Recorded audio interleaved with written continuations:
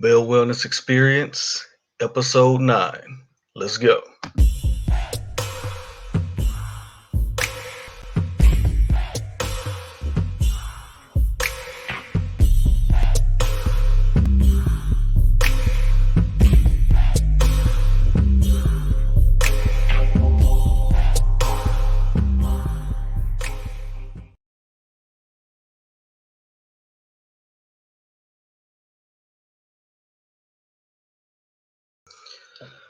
Bell Wellness Experience, Episode 9. I got a special guest, Pastor Edwin Strickland. I'm going to go ahead and bring him in. Pastor Strick, what's going on, man? Hey man, how you doing?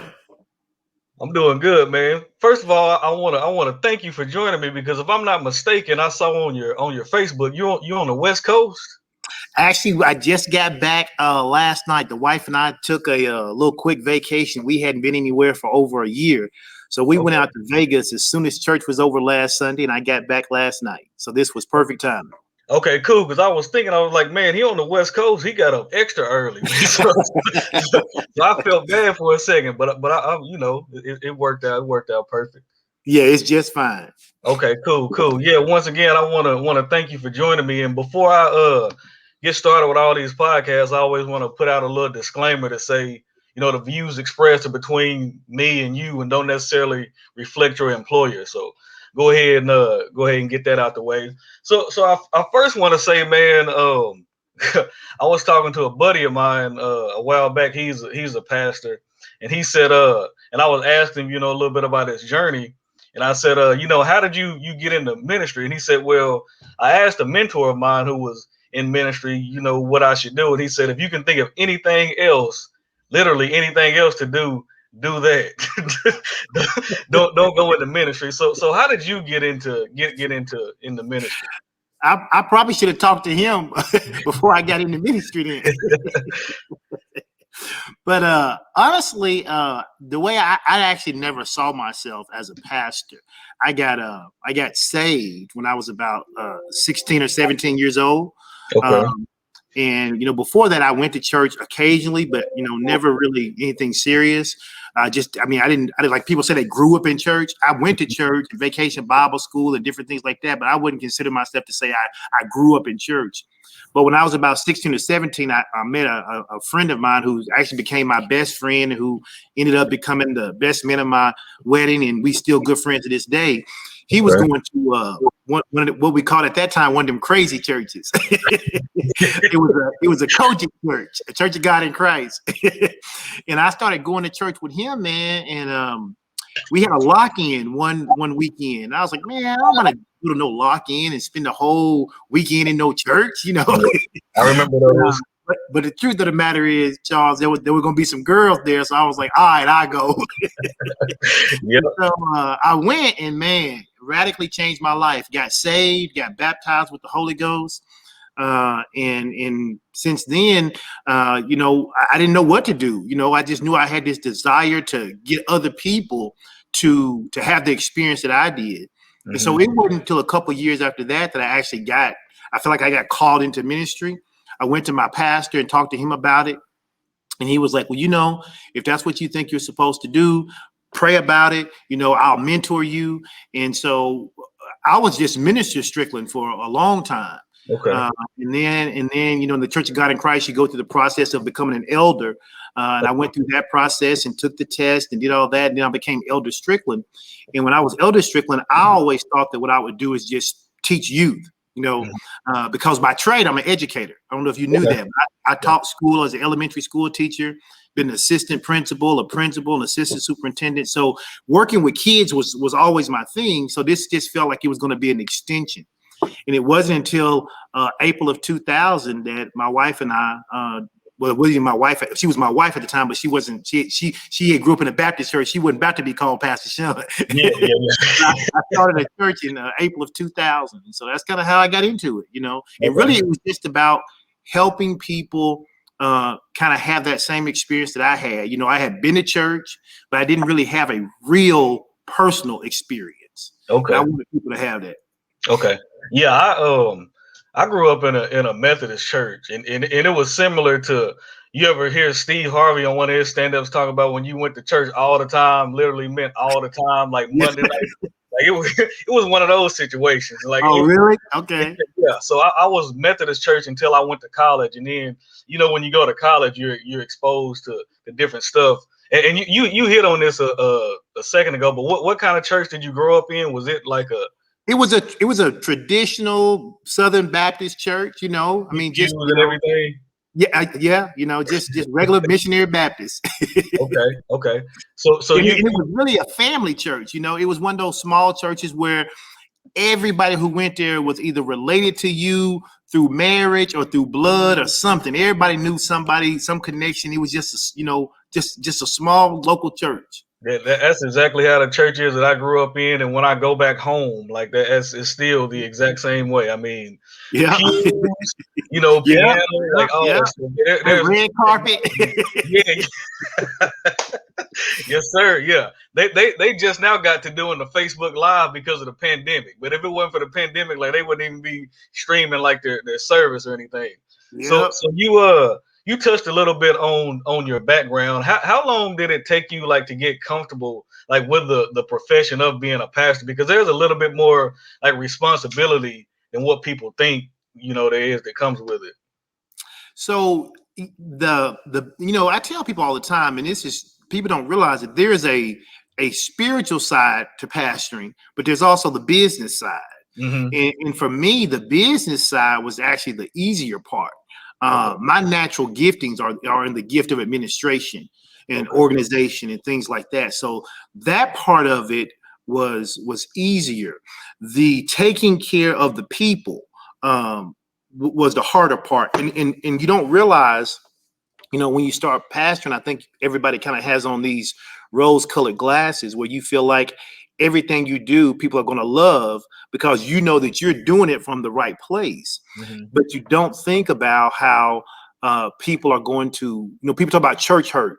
You don't realize that your actions can hurt people even unintentionally.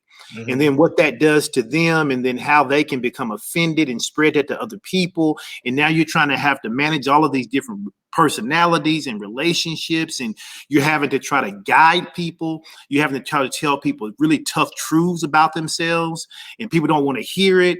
And then people come to, just like I came from a particular background, other people come from particular backgrounds. Mm-hmm. So you get all these blended people together trying to go in the same direction. Sometimes I tell people it's like herding cats. I mean, it's hard, Yeah. And so for me, it took a while to really get comfortable in it, not being so consumed about what people were saying or what people were liking or what they weren't liking, to really just get comfortable to be like, hey, this is what God's called me to do. I'm going to do it God's way. Mm-hmm. And the people who understand that will come on board and hang out here. And the people who don't, that's okay. They can go and find the place where they need to be. As a young pastor, one of the things that devastates young pastors that people don't talk about is when people leave your church. And sometimes they don't come and talk to you, and you don't know what's wrong. You don't know if you did something wrong. You don't know if you offended them. If somebody, they just go, and that's the thing that I think took a while to really get solidified and saying, hey, I got to be okay with this. And I think the best advice I got, I had a mentor, and he gave me some advice. I was down in the dumps about a family who had left. I didn't know why. I thought we were pretty good friends, and just didn't hear from them no more. They was gone. And then months later, I heard they was going to another church, which is fine. That's not a problem. But I was just hurt by it because I was younger and didn't know how to handle that. But he told me, he said, as a pastor, he said, your job is a lot like a bus driver. And I was like, what? He was like, as a bus driver drives his route every day. He has certain places he's supposed to stop at every single day.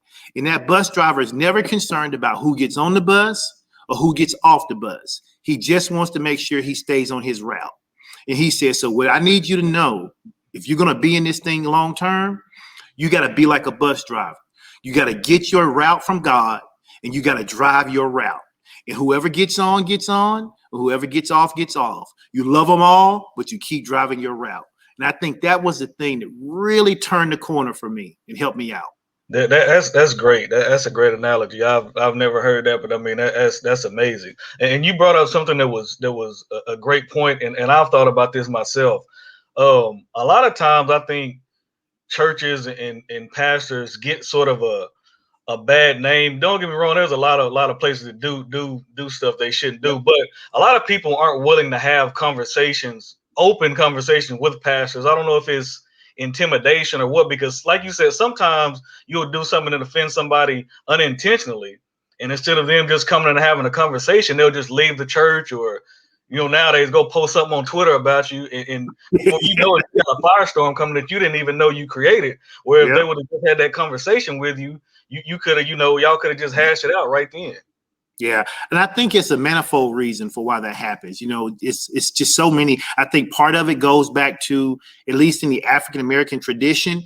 If you think back in before African Americans had kind of become more middle class, so to speak. A teacher and a pastor was like the most respected occupations in the community, and so people just didn't. They didn't go against their pastor. Sometimes in times when they probably should have, you know what I mean? Yeah. But people just didn't question them. I think that's part of it. I think another part of it too is that a lot of times pastors haven't helped themselves. We haven't helped our profession, because when people do come to talk to us openly, we feel we label them. We call them rebellious, or we call them hellions, or we put some title on them to push them back because we don't want to be challenged. But I tell people all the time, I'm not perfect. But people in my church have better ideas about how to do things than I do all the time. And I thank God that He brings them to the ministry, because it helps us make better ministry. But I think a lot of times leaders in the African American church, a lot of pastors haven't had leadership training or leadership opportunities outside of the church. And so all that power comes to us, and in the church, it's whatever we say goes. And if somebody tries to challenge that, then it's like, we come at them. And so then what people have learned to do is just not to say anything and just leave. And so that's why I'm trying to help change that and say, hey, as pastors, just because someone comes and gives you a suggestion or asks you a question, or just because they see it differently, doesn't make them a hellion or rebellion. Now, obviously, if they're coming against scripture, something that is explicitly lined out in scripture, and they're trying to say something different, then of course you have that conversation. But, I think at the most part, you're exactly right, man. People just, nowadays it's just easier to go type something on Twitter or Facebook about you rather than to have the tough conversation. Yeah. So I remember I was in college. So I went to college. I didn't go to college right after I got out of high school. I didn't go to university because I knew that would have been bad. I was I was 18. That would have been, so I didn't go to college until I was 20. So I stayed around, my hometown, my family, my church, and like I said, I grew up a Methodist. That's all I knew was Methodist church. Bible says this, that's what you go by. So when I was in college, I had an experience. I was in a world lit class, and I met a girl that was an atheist. First time in my life I ever met anybody that was other than a Methodist, let alone an atheist. Right. When I got to know her, she was a really cool person. Like her background just wasn't in the church like mine was, and that was the first time I ever got to really connect with somebody from a different background. Like, what are your thoughts on that type of thing? Like, because like a large segment of the population, if their background isn't the same as somebody's, or if their ideals aren't the same as somebody, they'll totally cut them off. Like, what are your? And I know this wasn't a question I sent to you, but I just thought about it. It's actually a really good question. Pastor Sean and I, we laughingly joke all the time, and we say some of the easiest people to talk to are unchurched people. And that's sad in some situations, but people who are unchurched, and when I say unchurched, I don't necessarily mean atheists. I mean they just haven't necessarily been exposed to any religion at all or whatever. When you start to talk to them, they're open. They're not judgmental. They're not critical. They're thoughtful in the questions and in feedback. And I tell people all the time, if we're going to be out here trying to convert people to Christianity, we ought to be able to handle some tough questions. Yeah. If you can't handle tough questions, then how strong is your belief, and how strong is your belief in what you believe in? Mhm. And so I've met a couple different atheists in my life, in fact, 2 or 3 of them, people who if anybody from our church watches this podcast, they'll know this. We've probably had 2 or 3 people who came to our church, and they were invited by somebody because they liked the person.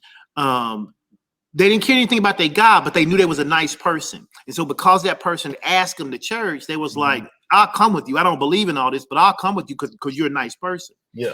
When they came and they finally got a chance to meet other genuine Christians, they was like, wait, this is nothing like I thought Christians were. And then over time they keep coming, they keep hanging around, and several of them have now become believers and even gotten saved and given their life to Christ. Awesome. I think what happens is like, if you only show pictures of black men to a kid, and every time you show that picture of a black man, they're raping somebody, killing somebody, stealing something, and it's something negative every single time. When that person becomes older, that's all they know. That's all they know about black men. And so sometimes, because we have so many mean representations of Christ out there, we're supposed to be ambassadors of Christ. So if I'm out there and I'm acting mean and I'm judgmental and I'm short with people and I'm just all this nasty stuff, and that's all people ever see with Christians, well, what are they supposed to think Christians are? It's like, well, the Bible says this, but when I see all of y'all act different. So why would I want to be that? So I think that's what we as Christians have to work on to fix that. Yeah, that's a good point. And one thing I'll say about that person that I met, like one thing that stood out to me about her was like when she wanted to help somebody, it was genuinely because she wanted to help them. It wasn't like, because I hear a lot of people say, oh, I just did this because God wanted me to, or I did this because I'm like, well, that may be true, but if you didn't know God, would you not do it? Because you didn't, like, so a lot of those people do things genuinely. It comes genuinely from the heart, and that's something that I think is pretty neat. I agree. Totally agree. So you one of the things that I really like and I appreciate about you, obviously we've never met, so from afar, is you have a great personality, but you're not afraid to speak out on issues, social issues and a lot of other issues. Now, I'm sure a lot of that is because you understand that you have a platform, but you also understand you're a black male, so a lot of the issues that happens, they affect you. And a lot of other pastors don't have that. They don't have to deal with that sort of thing. What is your opinion on church and like politics? Because obviously, a lot of people say stuff like they don't want their pastor involved in, or they don't want them talking about politics. But I personally like knowing a little bit of people's personal life. I don't like guessing. Like if I went to church and I didn't know anything about the guy, that would sort of like turn me off. Not necessarily trying to sway anybody a certain way. It's just like good to know. So what are your thoughts on the church and like politics? I think it's really a kind of a new phenomenon, at least among African Americans, to say things like, I don't want the church and politics mixed together. I mean, if you go back, politics and church was one and the same thing. If it wasn't for that, we wouldn't have the civil rights movement. Exactly. We wouldn't have many of the rights that you and I are afforded today if it wasn't for the fact that the church got involved in political issues. So when people now say, well, I don't think the church and politics should be involved, I don't get that. I don't live my life separate from the political arena that affects my life. So as a pastor, I don't necessarily believe that it's my job to tell people what to believe. I do think it's important, though, that you be able to lay political legislation up against the Bible if you say you are a Christian. Now, if you're a non-Christian, that's fine. You don't have to lay those two together. But I believe it's impossible for a person who says that I'm a believer in Jesus Christ and not to understand that then we should be vocal and active about making sure that we have legislation that follows after those principles. Now, I know, and I tell people all the time, even people who say America is a Christian country. Actually, it's not. We have a lot of Christians, but America is not by default a Christian country. Yeah. We were founded on the whole idea and premise that people had a right to religious freedom. And so I respect religious freedom. I respect other people's, but I also expect them to respect mine. Yeah. And so, when we started having things like Black Lives Matter and we started seeing this uptick, and I don't even know, Charles, if it's even an uptick or we just became more aware of it because there was so much of it being filmed. We can look back in history and see that there's been so much hate, spread among various groups, African Americans, but not just African Americans. And so when people ask me, why are you so bold to speak out about it? I speak out about it because I try to make sure that when I'm doing it, I'm not trying to belittle another side, but I am trying to let another side be heard. People ask me all the time, they say, man, I can't believe Facebook don't ban you. Well, Facebook has a whole list of community standards of do's and don'ts. And so as long as I'm within the parameters of those do's and don'ts, Facebook won't ban me just because I happen to have a different viewpoint than someone else. You can't get on there and start calling people out of their name and threatening people because then they'll put your Facebook there. But the reality of it is I don't, and I get why some pastors don't do it, right? Some pastors don't do it because they are pastors of churches where they literally are the employees, right? They have a trustee board, or they have a deacon board, or they have an elder board. And if that elder board says, wait a minute, pastor, you're saying stuff that's going to anger people in the congregation, if they get angry, they're going to leave. And if they leave, they're not going to give money. So we can't have you doing that. I'm fortunate in the sense that I founded this church. Okay. The bylaws are written such that it would take 7 other members and my wife to vote me out. So I'm not going anywhere.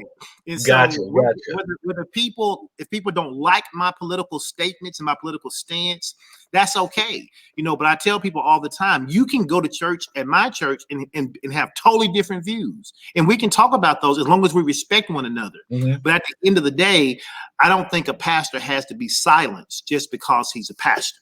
And that's the reason I speak out about certain things. It's in the state of Arkansas, they got all this legislation coming out now that really is kind of targeted at our LGBTQ community. And while I have a certain stance about those things, I don't think discrimination is right for anybody. Yeah. And so I'm going to say, I don't think discrimination is right against any group. And if anybody can't understand that, then we just see it differently. Yeah. For all my fellow entrepreneurs listening, you heard Pastor Strick just say, not say, but he's getting to the importance of ownership. That's right. When you own, you can make your own rules for as long as they're good rules. that's like when you started off and you said you gave your disclaimer about it doesn't represent your employer. I was like, oh man, don't worry about me. So something else I wanted to ask. So obviously it seems like nowadays, and you mentioned it, maybe it's because we're paying more attention or it's more cameras and social media, stuff like that, but it seemed like it's something happening every single day. I mean, almost to the point where it's tiring because you talk about one issue and before you can get done with that, something else is coming. Do you ever, I don't know how you structure your sermons and stuff like that, but do you ever be in the middle of something, but then something happens and you feel the need that you need to address it, like on that Sunday? Yeah, and my wife, when my wife and I, when we teach, and since the pandemic, we've really been teaching together almost every Sunday, just kind of sitting down having a conversation. But when I'm teaching, I pretty much teach thematically, so I may say the month of April, I'm going to talk about faith, or the month of August, we're going to be talking about forgiveness. And so because my topics are so broad, when I'm doing my sermon prep throughout the week, there's typically opportunities that I can pull various examples into the sermon and talk about what's going on in our city, in our state, in our nation, while also bringing that back to some biblical example. And so, yeah, it's actually pretty easy to do. What I don't do is I don't take a particular situation that's happening and frame my sermon around that. I kind of fit whatever is happening into the sermon as opposed to the other way around.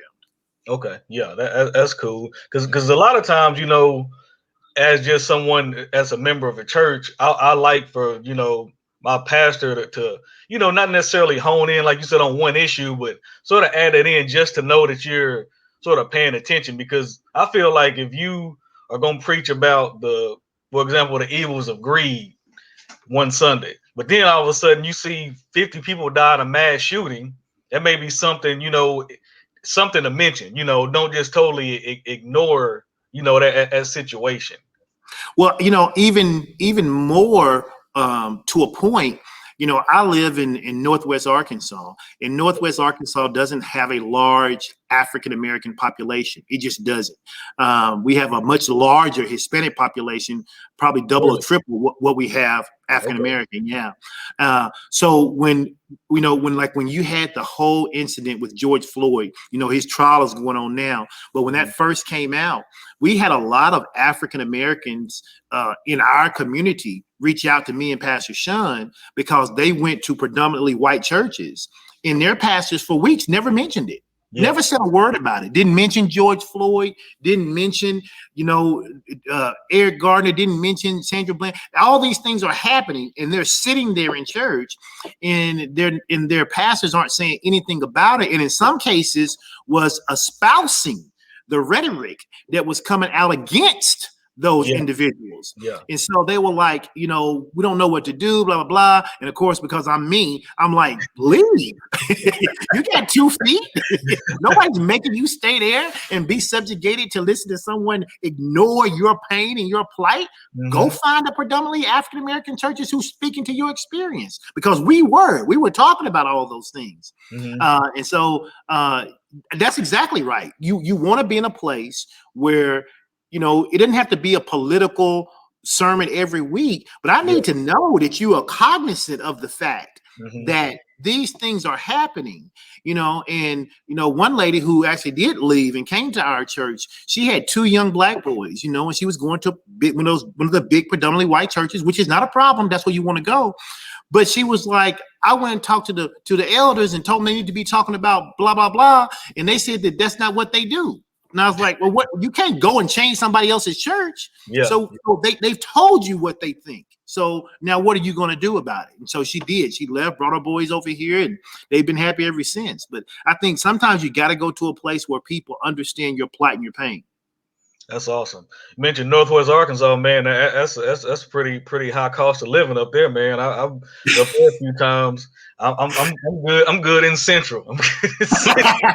Well, I'm from Central, but I've been here since '94, so I guess I just got used to it. Okay, yeah. So you mentioned you're outspoken, and you big in the social media. The reason I found out who you were is I saw a cousin of mine share one of your posts a while back, and I was like, man, I gotta follow this dude because he gets it. It wasn't even like a fun. It was just like a real post, something I was feeling and didn't necessarily know how to express. But I seen you, and I was like, yeah, I gotta give this dude. I gotta follow him and connect with him. How comfortable have you? Are you being outspoken? Because a lot of times it takes people a while to find their voice, or a lot of people think of things and are afraid to say them. So have you always been comfortable being sort of outspoken? I don't, even now, I don't really consider myself to be outspoken as much as I am. I'm not afraid to say what I think is truth. And I think that's what it is. Okay. I think a lot of times people, because, I'll say something and it will resonate with all these other people. Well, they were thinking it before I ever said it. Yeah. I think it's, again, I'm in a unique position. I'm not worried about some employer coming and telling me I can't say something. Like I have lots of friends who work for corporate entities like Walmart, Tyson, Procter & Gamble, JB Hunt. Mm-hmm. I don't expect them to be, if you want to call it outspoken as I am, because I do understand that if they do that, there could be repercussions. but I don't expect them to be totally silent either. You know what I mean? Mhm. And so, if something is wrong, it's okay to say it's wrong. I thought it was so interesting when I think his name was Thomas Walton this week. He was one of the sons, I think, of Sam Walton, or grandson or something. He's related to Sam Walton for Walmart. And he came out and he wrote an entire letter of support for Governor Asa Hutchinson when he vetoed that bill that was going to allow doctors or whatever to not, treat children who was transitioning. And the moment he wrote the letter, I started seeing a flood of people who work for Walmart and different things agreeing with it. Well, they didn't just agree then, but in some cases, they was really waiting for the green light to be able to say what they were feeling. I don't have to wait for a green light. Mine's always green.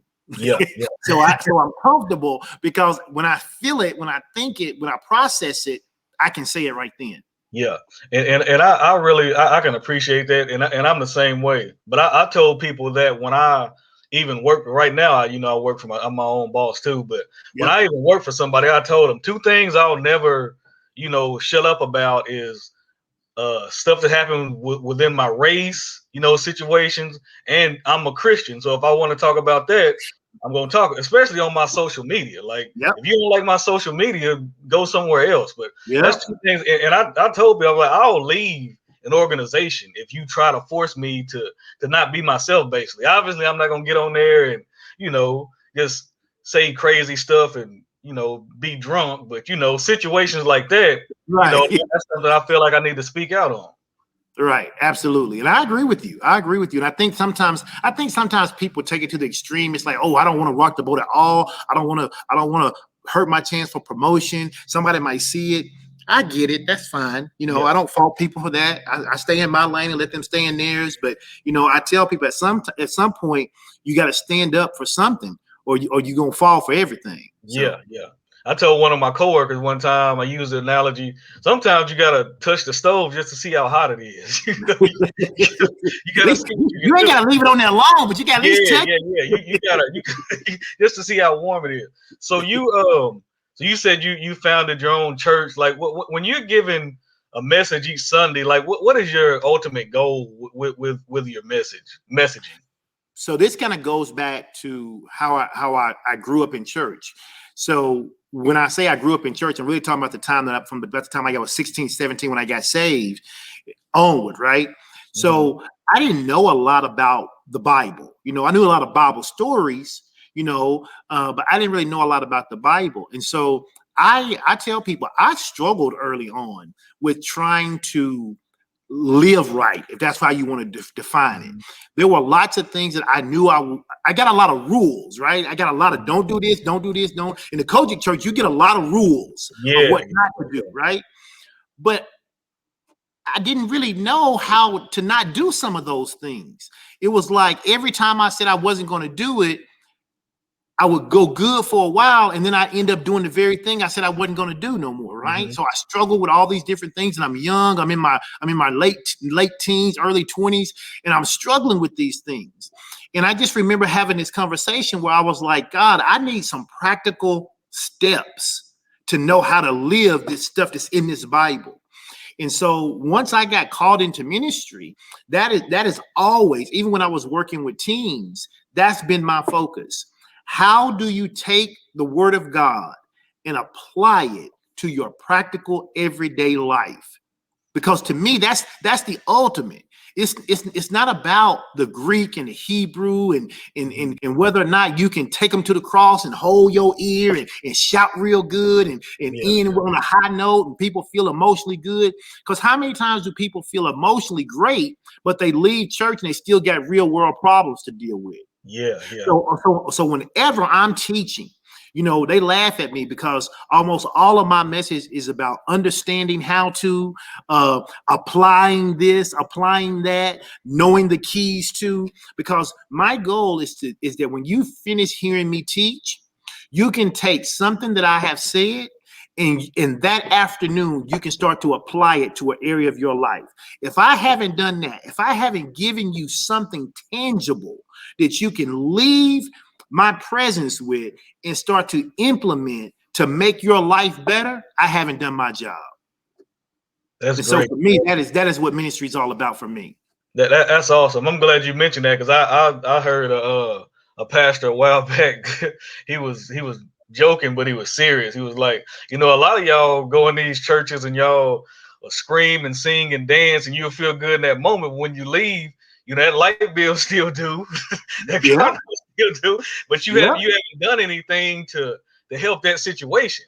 He was like, that all that's good and great, but you got to figure out a way to handle these situations because God's not going to necessarily, just come pay your bill for you, And I think that's why a lot of people get that sort of thing mixed up. They'll go to church or not even go to church. They'll pray and expect God to handle something when they don't even put in like the effort themselves.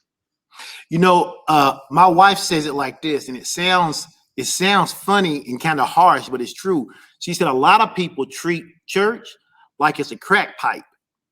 And if you think about it, it's kind of true because people who smoke crack, they smoke crack because it gives them immediate high. The problem is it doesn't last long. Yeah. So now what do you got to do? You got to come back and get another hit.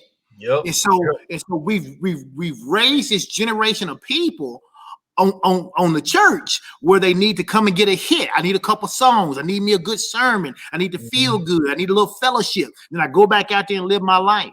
But the reality of it is I ought to be taking what I get within the church and taking it out there into the world, living it so that other people can see it.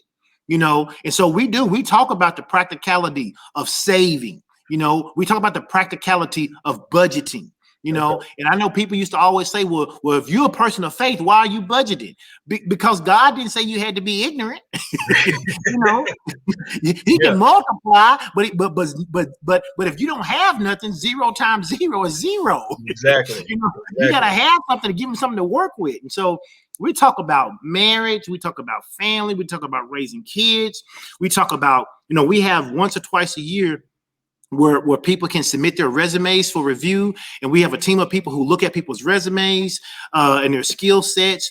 We have a lot of people in the African-American community who are actually underemployed. They're working, but they're underemployed. They're not making enough money. So we teach classes about negotiation skills and all kinds of practical things that are necessary so that you can be successful. One of the things the motto of our church is a church teaching you to walk in love, live by faith, so you can experience God's prosperity in every area of life. Well, my job is an area of my life. Raising my kids is an area of my life. My marriage is an area of life. My social network, my friends and family and how I interact with, that's a part of my life. And so we want people to experience prosperity in all of those areas. But just like anything else, if I said, hey, Charles, here's a hammer, build a house.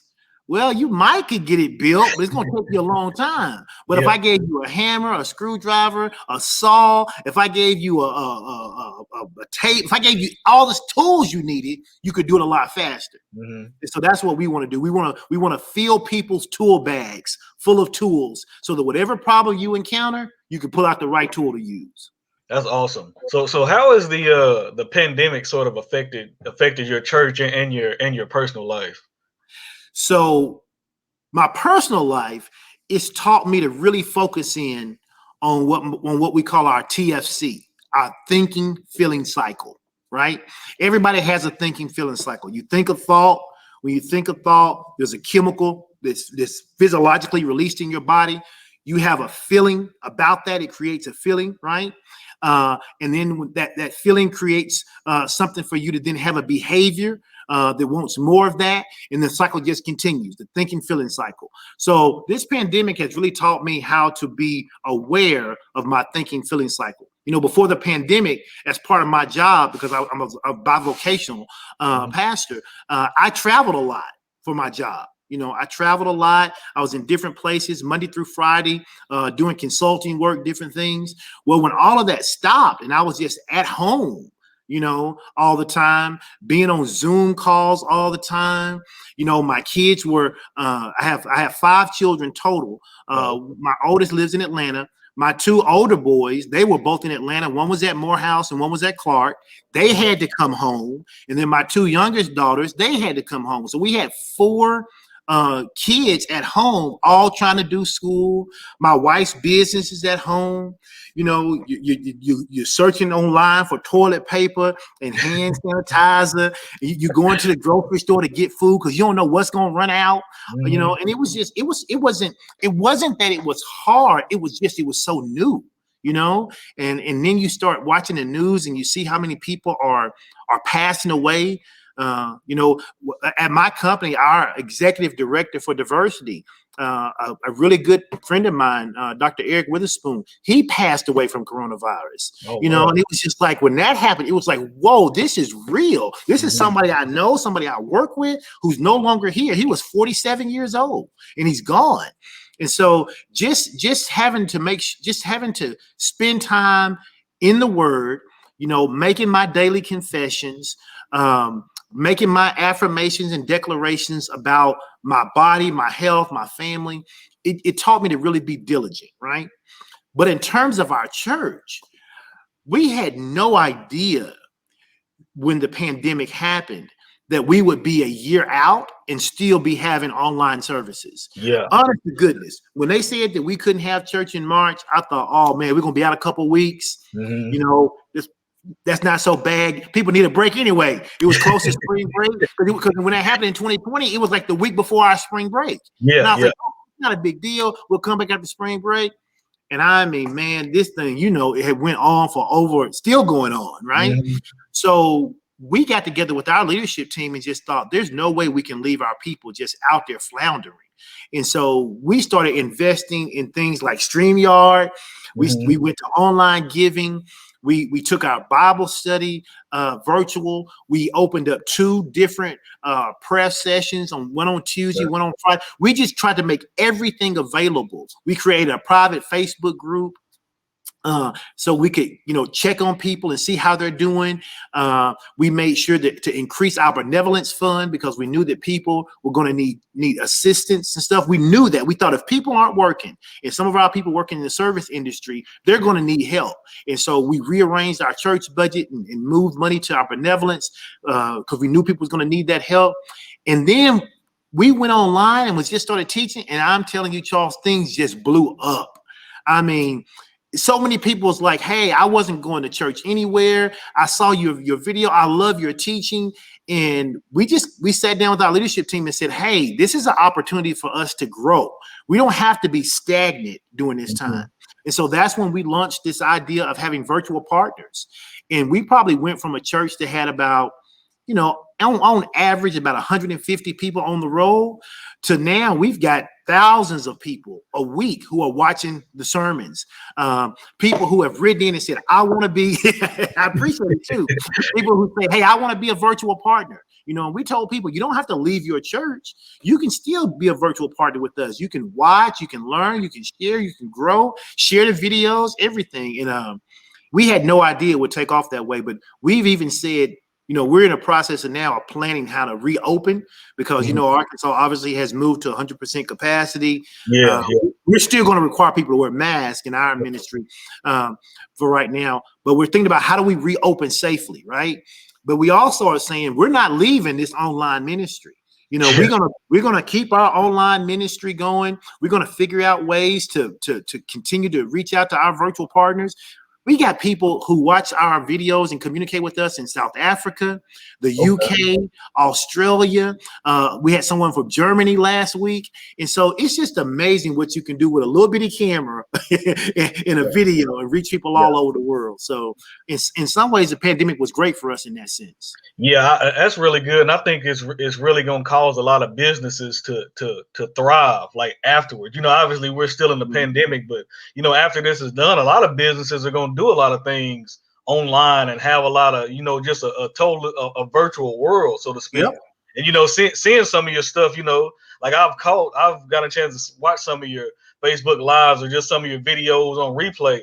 Otherwise, you know, without the pandemic, I couldn't have seen them because I'm not in Northwest. So, I mean, I think for a lot of people, it's been, you know, a blessing. I'm the type of guy, I like hearing different voices.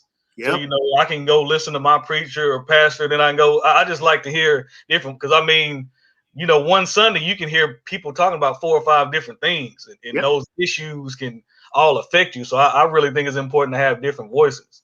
Well, even as a pastor, because of the pandemic, I get to hear other pastors who I love and respect more often, Mhm. because they are on live now. One of the things that we did notice during this pandemic is there are a lot of churches, man, that don't exist anymore. They just stopped. Yeah.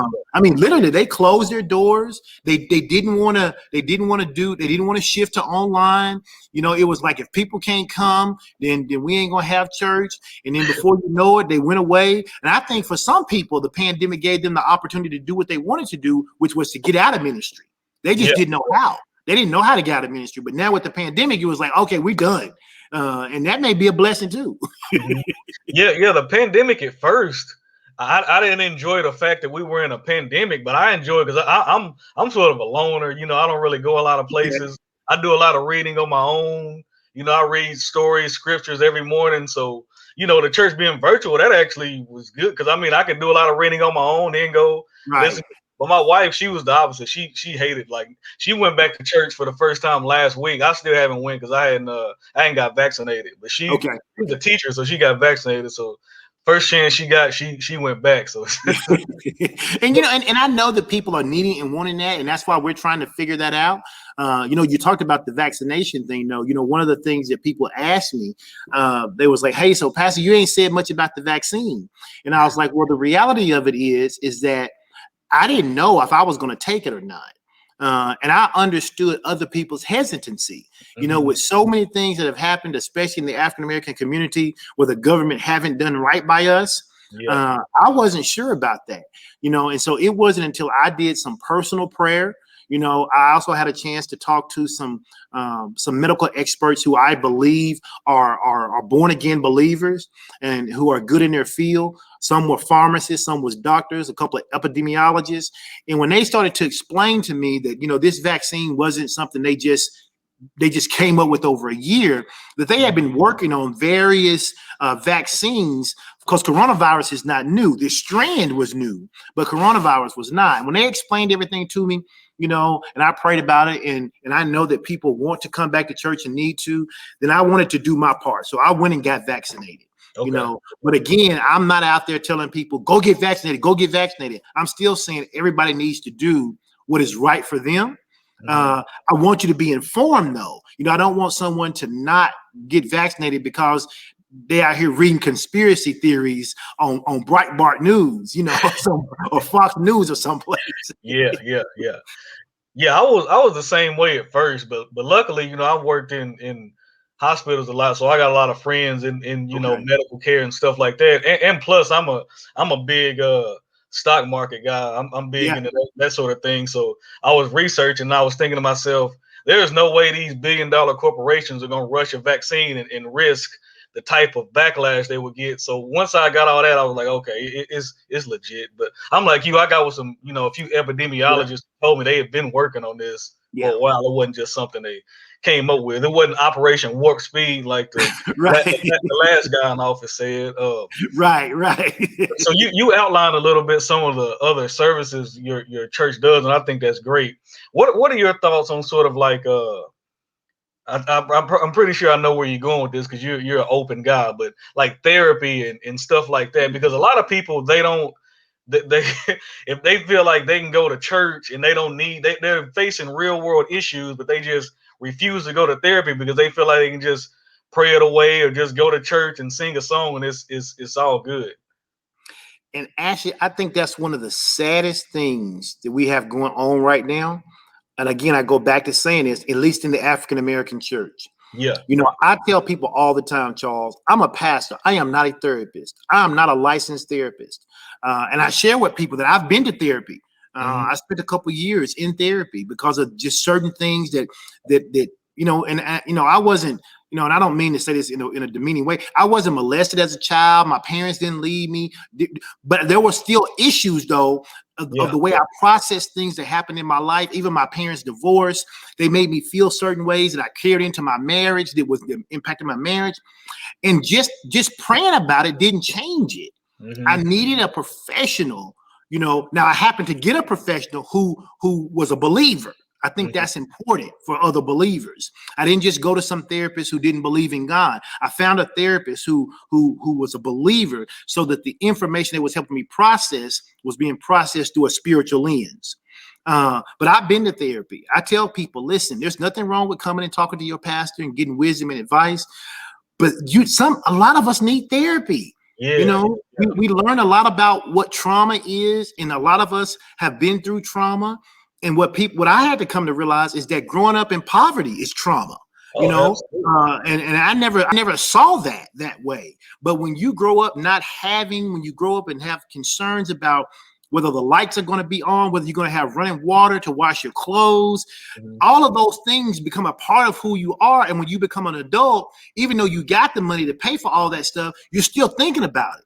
And it determines how, when you got the money to go on vacation and enjoy yourself, you won't, because you're thinking, well, what if I go on vacation and spend this money and then I got to pay my water bill, and then I don't have money to pay my water bill, then I can't wash my clothes. When that's not even a reality anymore, but it's the trauma that you live with. So yeah, man, I'm a firm believer in therapy. We're fortunate at our church to have at least 3 certified state board licensed counselors. And when people are having issues, there are certain things that they can talk to me and Pastor Sean about, but we'll tell people, hey, listen, we understand that you got this issue. Here's who you need to talk to. You need to go to this person because they specialize in marital counseling. You need to go to this person because they specialize in mental illness. Go to this person because they specialize in family counseling. And so the African man, one of the things I wrote on my Facebook page one time that kind of got a little backlash, I was like, can we normalize Black people going to therapy?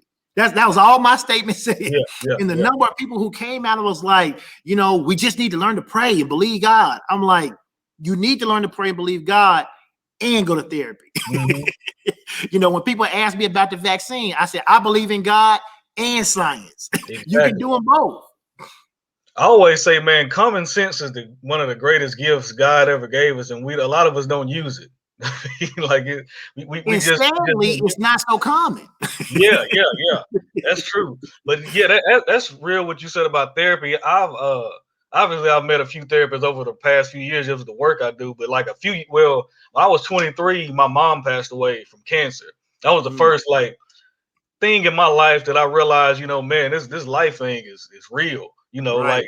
And after that, I went to the doctor. They were asking me about depression and stuff like that, and I was like, no, I'm not. I don't feel depressed. I just felt numb. I didn't feel depressed. And I started doing, mixed martial arts. I thought I was gonna be a cage fighter. It was just that feeling of not wanting to think about it, just occupying my mind doing something else. And I luckily had connections within, my frat to talk to somebody. But sometimes it's just like that thing, not knowing why you're doing certain things, just talking to a professional just to point that type of stuff out. Because if I would have, gotten a cage, I probably would have got killed.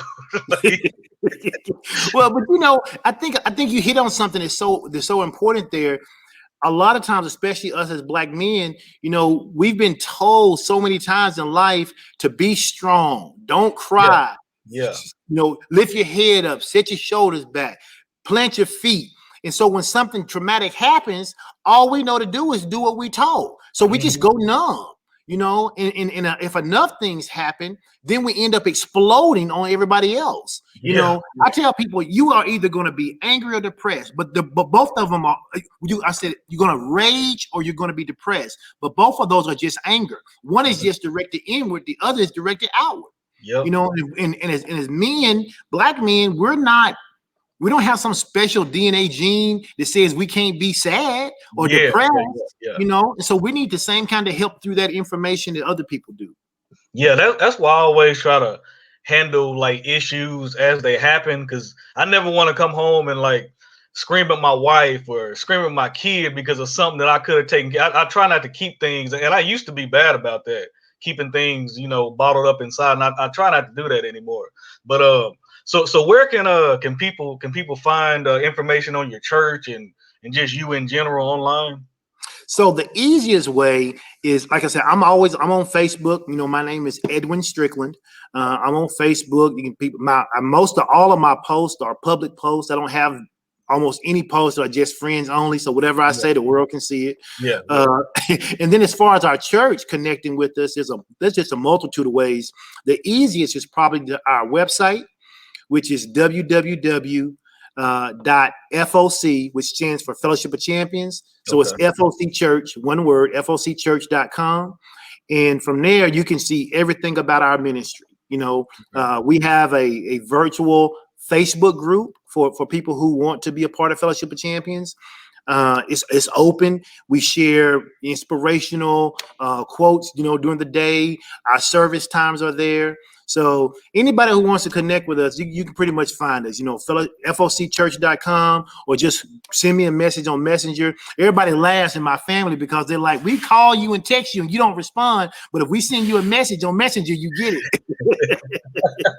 So I'm always on Facebook pretty much. Yeah, me too. It's just an easy, simple way to connect with people. It is. And I don't do IG a lot. I know a lot of people do it because they share pictures and different things. I really like the connection. I like the comments back and forth. And I think that's why I gravitate toward Facebook.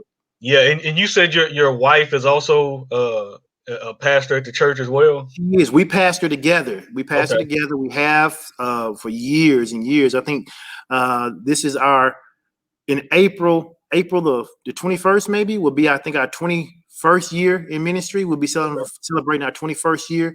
And probably the first 3 of those, she didn't pastor with me, but ever since then she has been. She's grown into that role, and of course she has her own business. She's an executive and business life coach. She coaches women all over the country and everything else. So she's real active on Facebook too, Sean Strickland. So you can connect with Sean Strickland, Edwin Strickland, or FOCchurch.com. Anyway. And you guys do have like a youth sort of service too, where you do things for children as well? We do, especially when we are in person. What we did when the pandemic hit is we said, hey, we can't leave the babies out, right? Yeah, and so we have something called Victory Zone. And Victory Zone is online on-demand videos. So imagine like a VeggieTales. So we create those videos ourselves. Our youth department, our youth ministry department creates those videos themselves. They have praise and worship. They have a skit. They have something fun, and then it gives them kind of like a main point, because again, our whole thing is about what can kids do once they're done, and then that's for like pre-K to 5th grade, and then our older kids we called Ignite. Because we want them to be on fire for God. And they meet via Zoom at 7:00 on Thursdays. So that's their own personal time where they come together. The only adult that's in there is the adult who's teaching. It's all the teens, and they can come together and share. And we've got people who've gotten their teens involved, Chris, who don't even live in Northwest Arkansas. Because again, with the pandemic, we made everything virtual. And so that's why we're going to stick to that, because we got teams from Virginia, we got teams from Florida and Texas who are watching. And so we want to make sure we keep them connected when we go back to meeting in person. Okay. And do you guys have like a timetable when you want to get back in person, or are you just sort of like working that out right now? We're really just now starting to work it out. We've got a survey that's going to go out this weekend, just asking the people who are in Northwest Arkansas, have they been vaccinated? Are they planning to be vaccinated? Our leadership team is talking about whether or not, we're going to, we still know we need to social distance. We know that we can sit people in groups. We're trying to decide whether we need to have a sign up every week for the people who are going to come. So that way we at least have an idea of kind of how to space things out. Because what we don't want to do is just open up and then we get so many people in here, you can't social distance, and what we don't want to do is then open back up and we've got people who haven't been vaccinated, people who haven't been quarantining, people who haven't been wearing masks, exposing other people. So we still in the process of just really figuring it out. I know a lot of people have just went back, and that's great. But I want to be mindful, especially for our older partners in our ministry. who've made it through the pandemic. The last thing I want to do is open up the church and then have them come back and then be exposed. And that's not about being in fear. It's about being diligent health-wise. Our church is not such that we have multiple ways in and out where we can control traffic. It's like most churches. You go in one way, you come out the same way, and so we want to make sure that we can control that flow and just keep people healthy and make people feel safe. Yeah, that's awesome. But I'm gonna keep an eye out, because whenever you guys open back up and we get out, I'm gonna try to get up there and catch it. Like I said, I really enjoy your stuff on, your ministry on Facebook, and just overall, man, it's been a pleasure to get. I'm happy you came on. Yeah. Like I just really enjoy your stuff, man. You really down to earth, and you just seem to get it. And as coming from just seeing other people and other Black men in the community that share that same sort of thing, it's just cool to see. Well, man, I appreciate you letting me be on here. I was looking forward to it. I was glad the timing worked out.